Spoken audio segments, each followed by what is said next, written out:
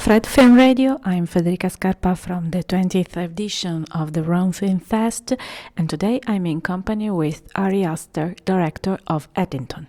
Eddington is very different from your past movies like Hereditary and Midsommar, but it's also clearly yours, let's say. In this case, what was the initial inspiration, a scene, an impression, or a thought about the present?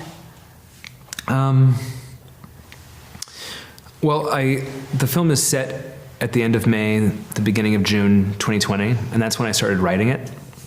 And I would say the initial inspiration was just kind of what was in the air. It felt like things were more fraught than I had ever experienced in the country. And since writing it, things have only become more fraught and more uncertain and more worrying. And so I guess the film kind of just came out of my alarm over where we were, where we seemed to be headed, and just trying to get my hands around it and trying to wrestle with a lot of what I was feeling. And then part of the project became, okay, how do I pull back as far as I can and include as much of the culture as possible while still telling a story, and in the end the film is, it's a satire, it's many things, but it's a Western, and it's a movie about small town rivalries that intensify and lead to violence.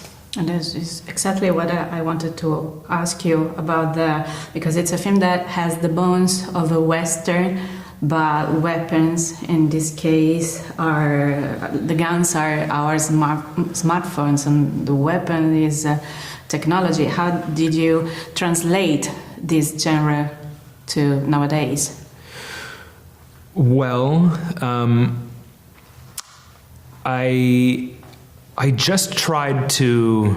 I think that there's a tendency, especially in contemporary films, to sort of retreat from the moment, from the present, because there's something kind of unpleasant about the moment, and there's something not very interesting about, people on their phones, or at least I keep hearing that. But I do find that there's something very insidious about how much we live on our phones and how glued we are to our phones and how dependent we are on them.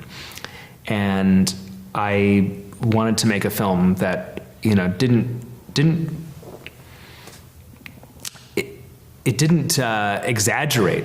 It doesn't exaggerate, how much we're on our phones, but it also it strives to acknowledge how often we are on our phones. And so it's a movie that I think maybe underscores phone usage more than most would. But at the same time, I don't think anybody's on their phone in this film more than you or I might be. And there is something very weird about this moment, how often we're on our phones, how much we live in the internet, how much of our information we receive in these, from these algorithms that are customized to me or to you, and how divided we are, how siloed off we are, how separate we are, our experiences are. So that's the goal of the movie, is to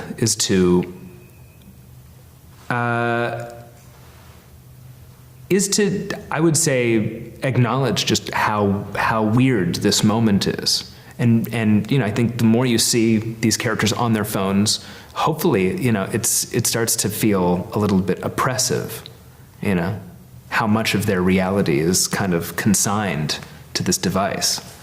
And this is it talks a lot about us, because these characters, they are trapped in their own bubbles as we are. let's say, in this moment. But I was wondering, so how do you make a film that still feels like a shared experience for an audience that now lives in different worlds? Well, that's where a story comes in handy, right?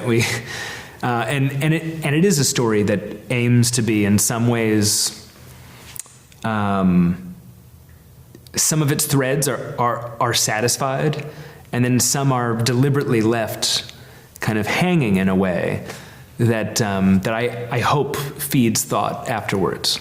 But but ultimately, I wanted to make a film about the incoherent miasma, but I wanted the movie itself to be coherent. So you have a story to hold everything together, but you have all these characters that are floating around, as you said, in their own bubbles. And so, but the story is about what happens when those bubbles start colliding. And, what is the logic that comes out of that and starts to grip everybody. Thank you. Thank you. And I thank you, Ari Aster, director of Eddington, here at the 20th edition of the Rome Film Fest. I'm Federica Scarpa, and this is Red, the Festival Insider.